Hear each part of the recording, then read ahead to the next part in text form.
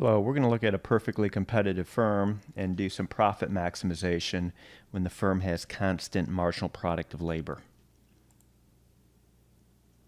So here is a production function for the firm. Q equals L raised to the power of A.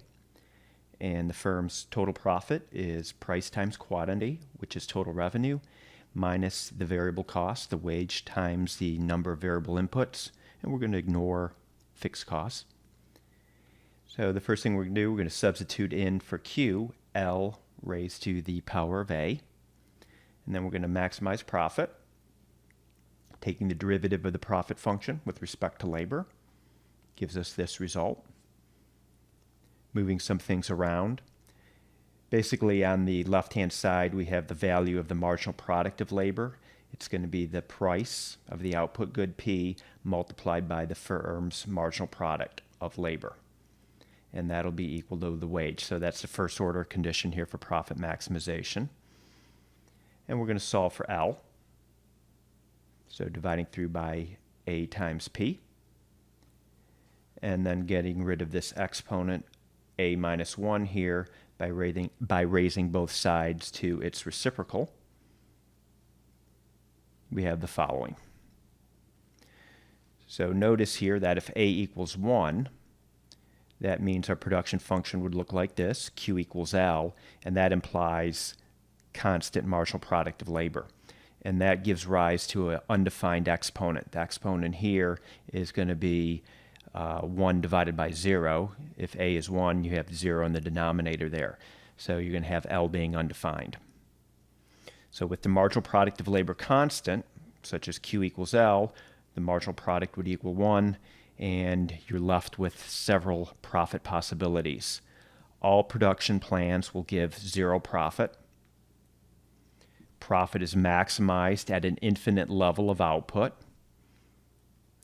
And profit is maximized at 0 output. Those are the 3 options that come out of this production function with constant marginal product of labor.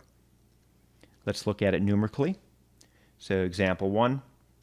The perfectly competitive firm faces a price of $100 and a wage of $20. Remember, this is a price taker, so the price is given to the firm. This is what the firm sells its product for in the output market, $100. And the firm is also operating in a competitive input market here, so the firm takes the going market wage as a given as well. And here's our production function, Q equals L. Setting up profit and substituting in for Q, putting in the production function L.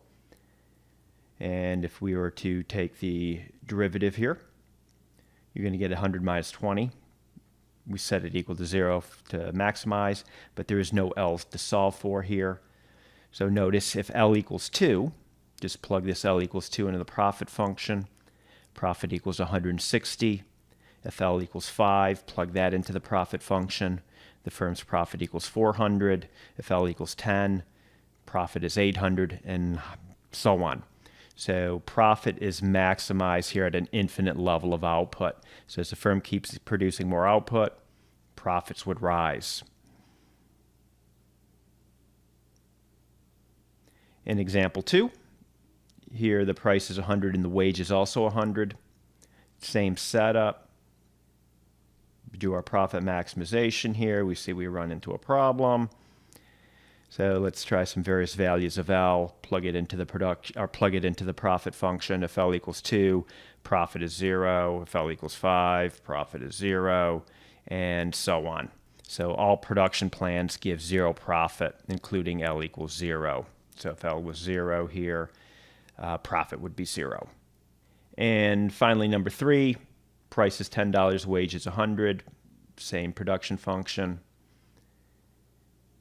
Same problem here when we try to maximize. So let's see what happens if we try just various values of L into the profit function. Here at L equals 2, profit is minus 180. If L equals 5, profit is minus 450. If L equals 10, profit here is minus 900. So the losses go up as the firm produces more output and hires more workers. So in this case, profit is going to be maximized at 0. So when L equals 0, profit here is 0. All right, I will stop here.